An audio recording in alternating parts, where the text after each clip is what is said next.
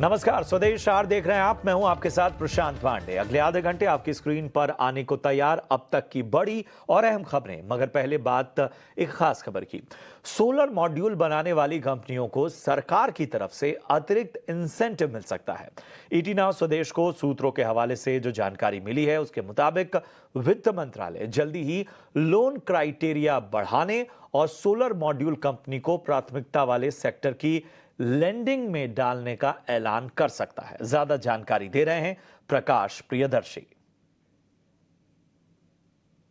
देखिए, solar modules manufacturing companies को जल्द ही बड़ी राहत मिल सकती है, क्योंकि सूत्रों के हवाले से जो जानकारी हमें मिल रही है उसके हिसाब से वित्त मंत्रालय कई ऐसे विकल्पों पर विचार कर रहा है जिसके हिसाब से सोलर मॉड्यूल्स मैन्युफैक्चरर्स को राहत दी जा सकती है। और उसमें एक एस्पेक्ट ये है कि उन्हें कंसेशनल रेट्स पर लोन मुहैया कराया जा सकता है। सूत्र हमें बता रहे हैं कि पिछले दिनों मिनिस्ट्री ऑफ फाइनेंस ने एक इम्पॉर्टेंट बैठक की है जिसमें सभी सोलर मॉडल मैन्युफैक्चरर्स को बुलाया गया था। साथ ही साथ ministry of new and renewable energy के टॉप ऑफिशियल्स भी शामिल थे, जिसमें कई ऐसे विकल्पों पर विचार किया जा रहा है ताकि इंडस्ट्री को सपोर्ट दिया जा सके, ताकि इससे जो रिन्यूएबल एनर्जी का टारगेट है 2030 तक वो भी हासिल करने में मदद मिलेगी। साथ ही साथ डोमेस्टिक इक्विपमेंट मैन्युफैक्चरिंग के मामले में आत्मनिर्भर बनने का जो सरकार ने टारगेट रखा है उसको भी हासिल किया जा सकता है। सूत्र हमें बता रहे हैं कि इंडस्ट्री ने ये डिमांड की है कि उन्हें प्रायोरिटी सेक्टर लैंडिंग कैटेगरी में शामिल कर लिया जाए और उसको ध्यान में रखते हुए सरकार जो है इसके तहत जो सीलिंग है, लैंडिंग की सीलिंग है, उसको भी बढ़ाने पर विचार कर रही है। साथ ही साथ सभी कमर्शियल बैंक्स को भी इस बात के निर्देश दिए गए हैं कि वो सोलर मैन्युफैक्चरिंग इंडस्ट्री को जो फाइनेंसिंग फैसिलिटी है उसमें तेज़ी लाए, क्योंकि अगर आप आंकड़ों पर नज़र डालें तो कमर्शियल बैंक्स की तरफ से जो फाइनेंसिंग की जा रही है वो करीब 30 से 35% है, जबकि एनबीएफसी चाहे वो आरईसी हो, पीएफसी हो, इरेडा हो, वो करीब 60% के आसपास लेंडिंग जो है वो कर रही हैं। लिहाजा सभी कमर्शियल बैंक से ये कहा गया है कि वो लेंडिंग फैसिलिटी बढ़ाए, क्योंकि 500 गीगावाट के रिन्यूएबल एनर्जी टारगेट को हासिल करने के लिए 2030 तक कमर्शियल बैंक्स की तरफ से लेंडिंग बढ़ाना काफ़ी ज़रूरी है। और इस खबर के बाद बढ़ते हैं अगली खबर की ओर। पीएम मोदी के अमेरिका दौरे पर कई अहम डील्स हुई। इन डील से किस सेक्टर और कंपनियों को फायदा होगा, इसका पूरा ब्यौरा दे रहे हैं शरद दुबे। जी बिल्कुल, भारत और यूएस के जो है टोटल ट्रेड डॉक्स की बात हो रही है और यहाँ पे हमने एनालिसिस किया है कि कौन से सेगमेंट्स में इंपॉर्टेंट अनाउंसमेंट आई है और कौन से स्टॉक्स के लिए वो बेनिफिट हो सकता है। तो सबसे पहले जो है यूएस वीज़ा की आसानी के ऊपर बात करते हैं, जहाँ पे जो आप कह सकते हैं वीज़ा मिलने पे जो है थोड़े रिस्ट्रिक्शंस कम किए गए हैं और वीज़ा कंसुलर ऑफिसेज भी दोनों कंट्रीज़ में अनाउंस किए गए खुलने के लिए। इसके लिए बेनिफिट किसको होगा? BLS इंटरनेशनल सर्विसेज को, जो वीज़ा प्रोसेसिंग करता है, और IT कंपनीज़ को, जो यहाँ पे उनके एम्प्लॉयज़ जो ये वीज़ाज़ लेके बाहर जाते हैं। इसके अलावा जो है चिप कंपनीज़ में भारत का निवेश होगा। माइक्रॉन जो है $2.75 बिलियन का टोटल कमिटमेंट रखा और इन्वेस्ट जो है ऑलमोस्ट $8.25 बिलियन करेगा। और जो असेंबली प्लांट भी गुजरात में होने वाली है और इसके इंजीनियरिंग सर्विसेज और रिसर्च एंड डेवलपमेंट में भी खर्चा होने वाला है। अब जो स्टॉक्स जिस पे बेनिफिट करने वाले वो इंक्लूड करते हैं डिक्सन टेक, सिरमा, SGS, मॉसशिप, टाटा एलेक्सी जैसे स्टॉक्स। लेकिन कुछ स्टॉक्स है जो ऑफकोर्स जो उनके ट्रेड रिस्ट्रिक्शंस उसको जो है एक टाइप से इम्प्रूव करने वाले हैं, स्पेशली सोलर मॉडल्स में। तो वहाँ पे टाटा पावर और वारी सोलर जैसे स्टॉक्स में तेज़ी देखने मिल सकती है। कुछ स्टॉक्स है जो मिनरल स्पेसिफिक अनाउंसमेंट पर रिएक्ट कर सकते हैं और ये इंक्लूड करता है आपका जो मिनरल सिक्योरिटी के जो आप कह सकते हैं एग्रीमेंट्स हो रही है भारत और यूएस में, उसमें फोकस रहने वाला है। और लगभग $650 मिलियन जो है आपके EV बैटरी प्लांट में लगाया जा सकता है। और इसके कारण जो है जो स्टॉक्स फोकस में रहेंगे वो इंक्लूड करते हैं आपके वेदांता, बैटरी मेकर्स हुए अमारा राजा बैटरीज या एक्साइड। और सोलर पावर के बारे में बात करें तो वहाँ पे भी निवेश की फोकस रहेगी, जहाँ पे विक्रम सोलर जो है कोलोराडो वो लगभग $1.5 बिलियन की प्लांट भारत में लगाने वाली है। और इसके जो पॉजिटिव इम्पैक्ट हम देख सकते हैं वो आपके देख सकते हैं स्टॉक्स में, जैसे कि टाटा पावर हुआ, बोरोसिल रिन्यूएबल्स हुआ। इसके अलावा HAL फोकस में रहेगा क्योंकि उन्होंने जो है GE के साथ करार किया है जहाँ पे वो वायुसेना के लिए इंजन्स बनाने वाले हैं। और याद रखिए ये जो है विमानों के लिए होने वाली है। और इम्पॉर्टेंट बात ये भी है कि $multi-billion डील होगी। लगभग $3 बिलियन की MQ-9NB की जो सर्जियन ड्रोन है वो भी ड्रोन्स आने वाली है और इसमें ड्रोन्स का भी फ़ायदा होने वाला है, जहाँ पे टेक्नोलॉजी ट्रांसफ़र भी भारत के कंपनीज़ को देखने मिलेगी। लिस्टेड स्पेस में, अनलिस्टेड स्पेस में दोनों को फ़ायदा है। यहाँ पे द्रोणाचार्य, जेंटेक, रतन इंडिया एंटरप्राइजेज और पारस डिफेंस जैसे स्टॉक्स फोकस में रहने वाले हैं। और आखिर में बात करेंगे स्पेस एक्सप्लोरेशन की, यानी कि अंतरिक्ष को लेकर करार। लगातार। अब यहाँ पे ऑफकोर्स नासा के साथ एक उनका जॉइंट मिशन भी होने वाला 2024 में, और यूएस में आप कह सकते हैं सैटेलाइट सर्विसेज पे उस पर बहुत पॉजिटिव कमेंट्री आई है। कौन से स्टॉक्स होंगे फोकस में, ये आपके रडार में होने चाहिए। नेल्को, पारस डिफेंस और टाटा कम्युनिकेशन। चलिए अगली खबर की ओर बढ़ते हैं। पीएम मोदी के अमेरिका दौरे के दौरान ड्रोन टेक्नोलॉजी को लेकर डील की खबरें हैं। भारत में ड्रोन से जुड़े शेयरों में कुछ महीने से उड़ान भी देखने को मिली है। डिटेल्स दे रही हैं पूजा त्रिपाठी। जी, प्रधानमंत्री मोदी के यूएस दौरे के दौरान हमने देखा कि डिफेंस कंपनियां काफ़ी ज़्यादा फोकस में थी और इसमें ड्रोन टेक्नोलॉजी ट्रांसफ़र को लेकर भी कुछ बड़े फैसले होने थे। अब बताया जा रहा है कि इंडिया और यूएस के बीच करीब 22,000 करोड़ के डील साइन होने का अनुमान बताया जा रहा है और इसमें यूएसए, डीआरडीओ यानी कि defence research and development organisation और कुछ प्राइवेट जेट प्लेयर्स के बीच ये डील साइन हो सकती है। इस तरह की उम्मीदें लगाई जा रही हैं। हम आपको ड्रोन इंडस्ट्री से जुड़े अगर डेटा बताएं, इंडिया से जुड़े, तो यहाँ पर कंपनी की 2025 तक $1 बिलियन की ड्रोन इंडस्ट्री बनाने का लक्ष्य है। अभी तक अगर मिलिट्री ग्रेड यूएवी की बात करें तो इंडिया का थर्ड लार्जेस्ट इंपोर्टर है और चाइना, यूएस और यूरोप से ज़्यादातर कंपोनेंट्स जो है वो यहाँ पर इंपोर्ट किया जाता है। लेकिन अब इंडिया धीरे धीरे अपना फोकस बढ़ा रही है स्वदेशी ड्रोन को बढ़ाने में। अभी तक इंडिया से जो एक्सपोर्ट होता है उसमें जो 75% ड्रोन है वो एग्रीकल्चर पर्पस के लिए यूज़ होता है। तो इस तरीके की अगर टेक्नोलॉजी ट्रांसफ़र होंगी तो हम देखेंगे कि ड्रोन इंडस्ट्री में भी इंडिया एक बड़ा यहाँ पर मार्केट शेयर गेन करता हुआ नज़र आएगा ग्लोबली। तो इस लिहाज से अगर देखें तो हम देख रहे हैं कि यहाँ के डिफेंस कंपनियों को भी फ़ायदा होगा, जो कि ड्रोन रिलेटेड कंपनियाँ हैं उनको काफ़ी फ़ायदा होगा। और हम देख भी रहे हैं कि इस बीच उससे रिलेटेड कंपनियों में अच्छा रनअप भी देखा गया इस दौरे के दौरान। पारस डिफेंस में करीब 42% की तेज़ी थी, जेंटेक में 55% की तेज़ी देखने को मिली। इसके अलावा HAL यहाँ पर भी 51% की तेज़ी हमने देखी है। तो ये जो कुछ डील होने वाली हैं इसके चलते आप ये जो ड्रोन कंपनियाँ हैं इस पर नज़र रखिए। और अगली खबर भी पीएम मोदी के अमेरिका दौरे से जुड़ी हुई है, जहां दोनों देशों में कई अहम करार हुए। डिफेंस और आपसी सहयोग के अलावा देश की सेमीकंडक्टर सेक्टर के लिए ये करार काफी मायने रखते हैं। केंद्रीय संचार और आईटी मंत्री अश्विनी वैष्णव ने ईटी नाउ स्वदेश से खास बातचीत में कहा कि माइक्रॉन टेक्नोलॉजी और अप्लाइड मटेरियल्स जैसे दिग्गज कंपनियों के भारत में निवेश से सेमीकंडक्टर बनाने की दिशा में मील का पत्थर ये डील साबित होंगी। सेमीकंडक्टर्स को नया ऑयल कहा जा रहा है। सेमीकंडक्टर की डिमांड हर जगह है। कई विदेशी कंपनियां भारत में आ रही हैं अपने प्लांट लगाने के लिए और भारतीय कंपनियां भी यहां पर हैं, कोशिश कर रही हैं। पर भारतीय सरकार इसमें काफी जोर लगा रही है, काफी आकर्षित कर रही है भारत को एक पूरा बेस बनाने को सेमीकंडक्टर्स का।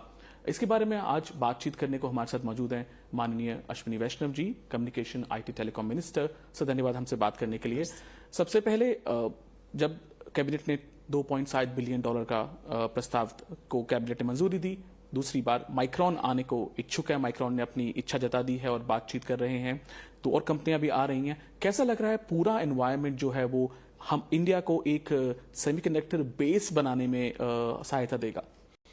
प्राइम मिनिस्टर नरेंद्र मोदी जी की यूएस की स्टेट विजिट भारत की सेमीकंडक्टर इंडस्ट्री में एक बहुत बड़ा माइलस्टोन है, बहुत ही इंपॉर्टेंट एक टर्निंग पॉइंट है। इस स्टेट विजिट के दौरान 3 बड़े अनाउंसमेंट्स हुए हैं। सबसे पहला, भारत का पहला semiconductor unit micron technologies set करेगा।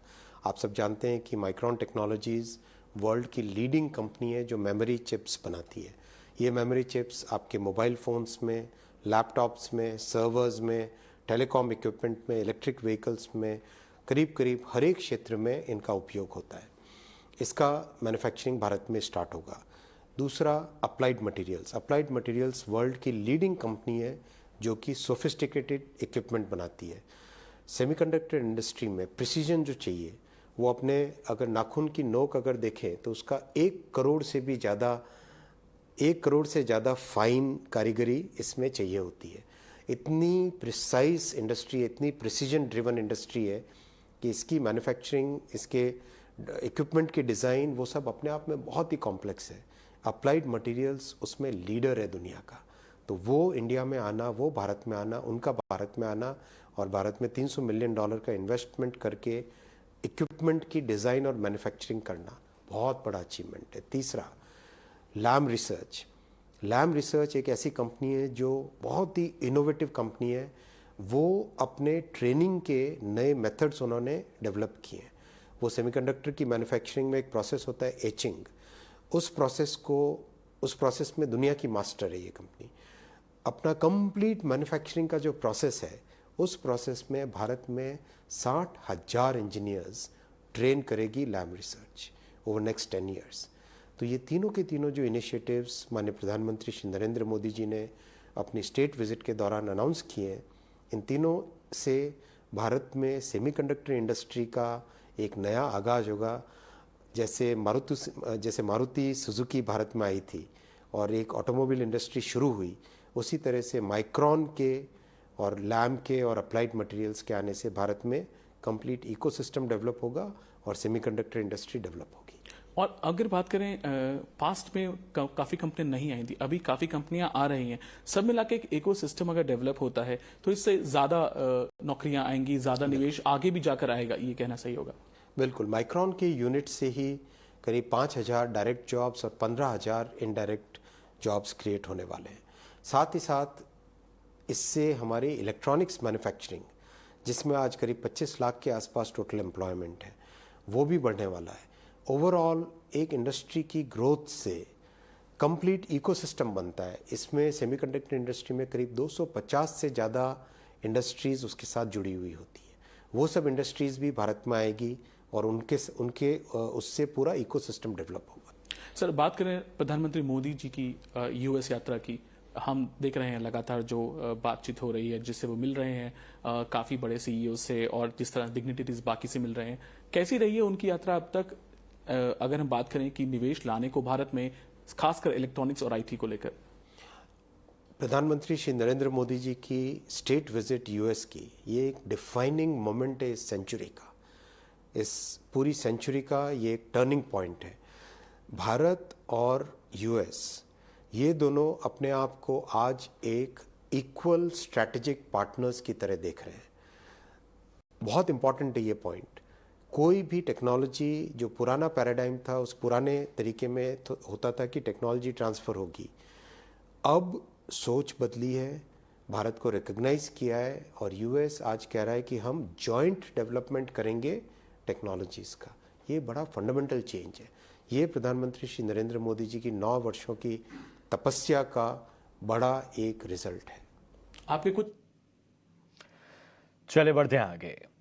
इंडसइंड बैंक को लेकर एक बड़ी खबर है। सूत्रों से मिली जानकारी के मुताबिक हिंदुजा ग्रुप को बैंक में हिस्सेदारी बढ़ाने के लिए जल्द ही अंतिम मंजूरी मिल सकती है। ज्यादा डिटेल्स दे रहे हैं अंकुर मिश्रा। जी हाँ, बिल्कुल, हमें जो सूत्रों से जानकारी मिली है उसके मुताबिक रिजर्व बैंक ऑफ इंडिया से हिंदुजाज को एक बहुत ही जल्द फाइनल मंजूरी मिल सकती है और ये मंजूरी है वो इंडसइंड बैंक में हिस्सेदारी 15% से बढ़ाकर 26% तक करने को है। सूत्र हमें यही बता रहे हैं कि ये जो पूरी प्रक्रिया है वो फरवरी से शुरू कर दी गई थी, जहाँ पर रिजर्व बैंक ऑफ इंडिया ने बोला था कि आप जो अपना स्टेक है वो 15% से बढ़ाकर 26% कर सकते हैं। इसकी इन प्रिंसिपल मंजूरी है, लेकिन जो भी प्रोसेसेस हैं वो आपको कंप्लीट करने होंगे, ड्यू डिलिजेंस कंप्लीट करनी होगी। तो उसके लिए एक R1 नाम का फॉर्म होता है जो कि कंपनी ने फाइल किया था। सूत्र हमें ये बता रहे हैं कि वो सारी फॉर्मेलिटीज अभी पूरी हो चुकी हैं और ये ऑलमोस्ट लास्ट स्टेज पे है। अब जो मामला है वो रिजर्व बैंक ऑफ इंडिया के कोर्ट में है और वहां से बहुत ही जल्द मंजूरी मिल सकती है। लेकिन हमने ये भी जानने की कोशिश की कि आखिर कितना इन्वेस्टमेंट करेगा हिंदुजा ग्रुप अगर ये मंजूरी मिल जाती है। तो सूत्र हमें यही बता रहे हैं कि 10,000 करोड़ रुपए तक का इन्वेस्टमेंट कर सकता है ये जो पूरा स्टेक बढ़ाने में, और ये आप Q2 में होते हुए देख सकते हैं। अब पूरा जो इंतजार है वो रिजर्व बैंक ऑफ इंडिया से मंजूरी का है, जो फाइनल स्टेज में हमें बताया जा रहा है, और उसके बाद आप देख सकते हैं कि हिंदुजाज अपना हिस्सा 15% से बढ़ाकर 26% कर सकते हैं। चले बढ़ते हैं आगे। मुंबई रेल विकास कॉरपोरेशन ने मुंबई उपनगर और आसपास के इलाकों के लिए 238 वंदे मेट्रो ट्रेन का इंटरनेशनल टेंडर जारी किया है। डिलीवरी की शुरुआत अगले 2 साल में शुरू होती जाएगी और तो इसकी क्या टाइमलाइन होगी, कब तक प्रोक्योरमेंट हो जाएगा और इसको ऑपरेशनल रूप में हम कब तक देखेंगे? तो अभी हमने जो टेंडर कल इनवाइट किया है उसमें बिड सबमिशन की डेट 29 सितंबर की रखी है। कोशिश करेंगे कि हम इसको दिसंबर एंड तक इस टेंडर को इस साल फाइनलाइज कर दें। उसके 2 साल बाद पहली प्रोटोटाइप रेक एक्सपेक्टेड है। उस प्रोटोटाइप रेक के ट्रायल्स होंगे, वो कंप्लीट होने के बाद में तो 2 साल के बाद में अगले 5 साल में वो रेक्स हर साल में कुछ पहली साल में 24, फिर 48, फिर 60, इस तरह से करके 5 साल में वो सारी रेक आ जाएंगी। तो 2 + 5 that is around 7 years it will take. Sir 7 साल का पूरा आप कह रहे हैं कि ऑपरेशनल हो जाएगी, लेकिन क्या इसको इस तरह से भी देखिए क्योंकि ये सबअर्बन रेल सेवाओं के लिए होगी तो धीरे धीरे क्या मकसद है कि जो अभी जो मौजूदा लोकल है उसको ये रिप्लेस कर देगी? अभी इनको जो हम प्रिक्योरमेंट हो रहा है वो रिप्लेसमेंट के लिए नहीं हो रहा है। अभी मुंबई अर्बन ट्रांसपोर्ट प्रोजेक्ट करके जो गवर्नमेंट ऑफ महाराष्ट्र और मिनिस्ट्री ऑफ रेलवेज कई सारे प्रोजेक्ट्स मुंबई मेट्रोपॉलिटन रीजन में चला रही है जिसमें कैपेसिटी एनहेंसमेंट हो रही है। तो जैसे कई जगह नई सबअर्बन कॉरिडोर्स बन रही हैं या एग्जिस्टिंग कॉरिडोर्स में और लाइन बन रही हैं। तो ये जितनी भी ये रेक प्रिक्योर हो रही हैं ये उस कैपेसिटी एक्सपेंशन के लिए प्रिक्योर हो रही हैं। जी सर, तो मतलब आप कह रहे हैं कि अगर हम वेस्टर्न की बात करें, सेंट्रल की बात करें, हार्बर की बात करें तो यहाँ पर ये जो नई ट्रेनें हैं वंदे मेट्रो ये चलेगी। तो सर इसका फेयर किस तरह से डिफरेंशिएट होगा? क्योंकि अभी जो लोकल है वहाँ पर सरकार की तरफ से काफ़ी सब्सिडी भी दी जाती है, तो इसको लेकर भी अभी एक क्या प्लानिंग कर दी गई है? नहीं, फेयर का तो ये है, सब्सिडी तो यदि हम लोग देखेंगे तो इकोनॉमिक टर्म्स में, बिकॉज आपको आप एक आपकी हो गई कि रेट ऑफ रिटर्न और एक हो गई इकोनॉमिक रेट ऑफ रिटर्न। तो अल्टीमेटली उस सब्सिडी से आप जो सिटी की या मेट्रोपॉलिटन रीजन की इकोनॉमी में आप कितना बूस्ट कर रहे हो। सो गवर्नमेंट इन सारे इश्यूज को, सारे फैक्टर्स को कंसीडर करके जो एक अप्रोप्रिएट उसकी जो फेयर होता है वो डिसाइड करता है। उसके फेयर डिसाइड करने के लिए अभी it is too early, because जो अभी रेक ऑपरेशनलाइजेशन, जो पहली रेक जो प्रोटोटाइप टाइप आएगी उसी में अभी 2.5 से 3 साल हैं। उस समय की परचेजिंग पावर के हिसाब से, उस समय की नीड के हिसाब से, उस समय के हिसाब से गवर्नमेंट उस समय डिसाइड करेगी फेयर। बट फेयर जो है वो अभी राइट नाउ जो एसी ट्रेन चल रही हैं। और अगली खबर ईटी नाउ स्वदेश की एक्सक्लूसिव खबर है। सूत्रों के हवाले से मिली खबर के मुताबिक लेंडर्स ने आर्शिया लिमिटेड को इंसॉल्वेंसी प्रक्रिया में डालने का फैसला किया है। ज्यादा जानकारी के साथ हमारे सहयोगी अनुराग जोशी जुड़े। अनुराग, पूरी जानकारी आपसे चाहेंगे। लॉजिस्टिक्स कंपनी आर्शिया लिमिटेड के जो लेंडर्स हैं वह कंपनी पर दिवालिया कार्रवाई शुरू करने का प्लान कर रहे हैं। सूत्रों ने ईटी नाउ स्वदेश को बताया कि कुछ लेंडर्स जिनका नेतृत्व ईडलवाइस एसेट रिकंस्ट्रक्शन कंपनी कर रहा है, उन्होंने एनसीएलटी में एक याचिका दायर की है जिसके तहत ये दिवालिया कार्रवाई शुरू करने का निवेदन किया गया है। अभी हम आपको बता दें कि पिछले ही साल ईडलवाइस एआरसी और आर्शिया के बीच में एक समझौता हुआ था जिसके तहत जो आर्शिया और उसके जो समूह के जो अन्य कंपनीज़ हैं उनका जो डेट लोड है वो घटा के 1300 करोड़ रुपए करने का प्लान था, और जो कि इस समझौते से पहले वह 3000 करोड़ रुपए था। अभी ये प्लान विफल हो गया है और हम आपको ये भी बता दें कि ये प्लान उस समय बनाया था जब आर्शिया लिमिटेड अपने एक बिजनेस जो कि आर्शिया रेल इंफ्रास्ट्रक्चर है और उसके तहत अपने जो भी रेल एसेट्स हैं उनको डीमर्ज करने का प्लान रख रहा था। अभी वो डीमर्जर का प्लान भी होल्ड पे है, वो इसीलिए क्योंकि एनसीएलटी के पास एक याचिका दायर की गई है, उसके चलते ये प्लान को होल्ड पे रखा गया है। आर्शिया लिमिटेड मुंबई के निकट पनवेल और नई दिल्ली के निकट खुर्जा में गुड्स वेयर हाउसेस चलाता है। और बढ़ते हैं आगे। बाईजूस मामले पर उपभोक्ता मंत्रालय लगातार नजर बनाए हुए है। सूत्रों के हवाले से मिली खबर के मुताबिक शुरुआती जांच में खामियां मिलने के बाद मामले की जांच जारी है। ज्यादा जानकारी के लिए हमारे सहयोगी प्रकाश प्रियदर्शी हमारे साथ जुड़े हैं। प्रकाश, बताएं, लगातार सरकार नजर बनाए हुए है बाईजूस मामले पर। देखिए, मिनिस्ट्री ऑफ कॉर्पोरेट अफेयर्स से जुड़े जो हमारे सोर्स हैं उनका ये मानना है कि बाईजूस का जो मामला है उनके संज्ञान में है और पिछले कुछ समय से इस पर नज़र रखी जा रही है। एक ये ऑनगोइंग प्रोसेस है इस तरह के मामलों में, जहां पर सेट रेगुलेटरी नॉर्म्स के हिसाब से जो शुरुआती जांच की जाती है और अगर उसमें कुछ मेरिट दिखाई देता है तो फिर जो इंस्पेक्शन की प्रक्रिया है उसको अंजाम दी जाती है। सूत्र हमें बता रहे हैं कि जो इंस्पेक्शन की प्रक्रिया है उसकी शुरुआत की गई है, क्योंकि जो शुरुआती जांच की गई इस मामले में उसमें कई तरह के ऐसे मसले सामने आए हैं जो कि गंभीर है और उसके इन्वेस्टिगेशन की ज़रूरत है और उसी को ध्यान में रखते हुए जो इंस्पेक्शन है वो की जा रही है। साथ ही साथ इसमें कई गवर्नेंस का भी इशू है जिसमें कि खामियां नज़र आई है शुरुआती जांच की अगर बात करें, और उसी को आधार बनाकर इंस्पेक्शन की जो प्रक्रिया है उसकी शुरुआत की गई है। सूत्र हमें इस बात की भी जानकारी दे रहे हैं कि मिनिस्ट्री ऑफ कॉर्पोरेट अफेयर्स जो है ऐसे मामलों में जहां पर गवर्नेंस का इशू है उसको एड्रेस करने के लिए जो स्टैंडर्ड प्रोसीजर्स हैं उसका उपयोग करेगा और साथ ही साथ इस बात के प्रयास करेगा कि जो गवर्नेंस का इशू है उसको एड्रेस किया जाए और जो भी अवेलेबल प्रोसीजर्स हैं जो कि मौजूद हैं इस वक्त रेगुलेटरी नॉर्म्स के हिसाब से उसका इस्तेमाल किया जाएगा।